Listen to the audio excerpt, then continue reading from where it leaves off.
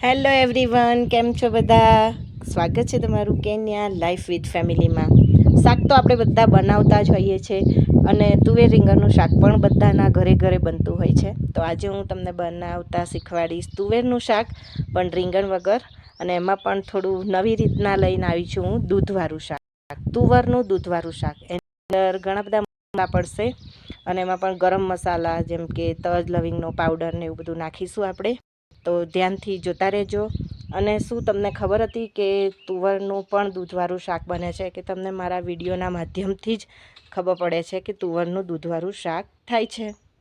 તુવરનું દૂધવાળું શાક સરસ મજાનું પનીર નાખ્યું હોય એવું લાગશે તમને.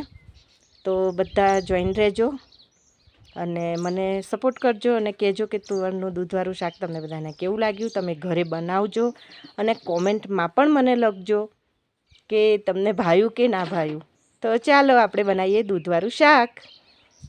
તો એની માટે મેં લઈ લીધી છે તુવર, સૂકા મરચાં, હિંગ. જે ઇન્ગ્રીડિયન્ટ્સ લેવાના છે હું તમને બતાવતી રહીશ. કઢાઈમાં મેં લઈ લીધું છે તેલ સરસ મજાનું. બસ એને ગરમ કરવાનું છે તેલને, વઘાર કરવાનો છે આપણે. એટલે એની અંદર આપણે નાખીશું અજમો, કારણ કે તુવેર પાપડીનો કે અજમો જ જાય, તો આમાં પણ અજમાનો જ વઘાર કરીશું.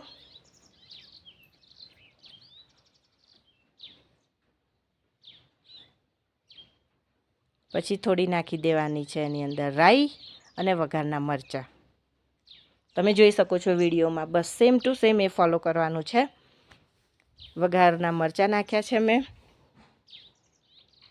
બસ સરસ મજાનું તેલ થઈ ગયું છે એટલે આપણે નાખી દઈશું અંદર તુવરના દાણા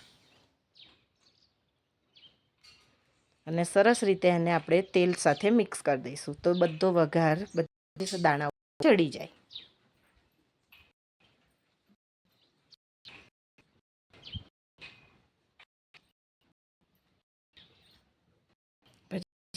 અંદર મીઠું એડ કરીને સરસ રીતે એને મિક્સ કરી દેવાનું છે.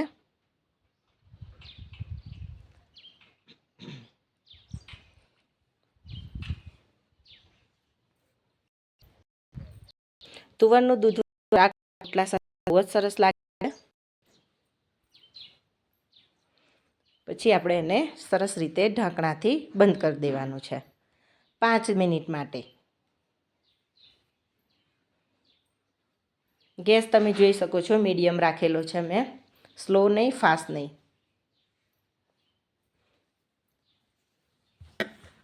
હવે આપણા દાણા 5-10 મિનિટ માટે થઈને જે ચડાવવાના છે એ તો સરસ રીતે ચડી ગયા છે. પાણી આપોઆપ છૂટું પડ્યું છે.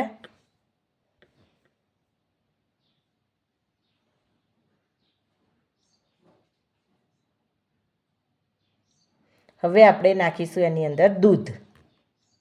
ગરમ કરેલું દૂધ હોય તો પણ ચાલે. મારું એકદમ ફ્રેશ દૂધ હમણાં જ આવ્યું હતું એટલે મેં ફ્રેશ દૂધ નાખ્યું છે અને ફૂલ કઢાઈ ભરી દીધી છે. જેટલા દાણા હોય એટલું તો દૂધ જોઈએ, તો જ પનીર જેવો ટેસ્ટ આવે સરસ મજાનો.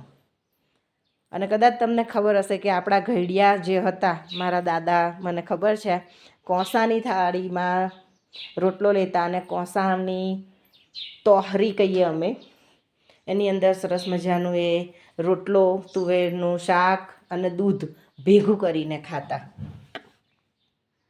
તો જુઓ હવે કેટલું સરસ રીતે દૂધ તુવેરનું શાકમાં એડ થઈ ગયું છે. હવે આપણે નાખીશું હળદર. જેમ જેમ મસાલા પડશે એમ તરત દૂધ ફાટી જવાનું છે.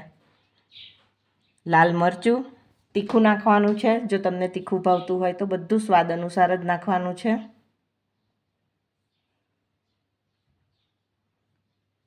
ગરમ મસાલો નાખવાનો છે. ધાણા જીરું મેં નાખ્યું છે અત્યારે. એની અંદર તજ પાવડર નાખવાનો છે થોડો. ગરમ મસાલાથી બહુ સરસ ટેસ્ટ આવે છે.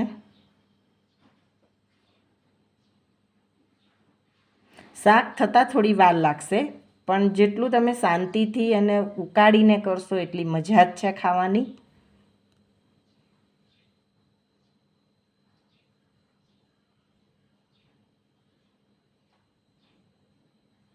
ધીરે ધીરે જેમ ચડશે એમ બધા દાણાની અંદર દૂધ ચડશે અને સરસ ચડી જશે દાણો દૂધથી. બસ પછી ઢાંકી દેવાનું તો મેન છે. પછી આપણે બ્લેક પેપર લીધા છે થોડા, અને મેં કચર્યા અને પછી એમાં નાખી દીધા છે, શાકમાં એડ કર્યા છે.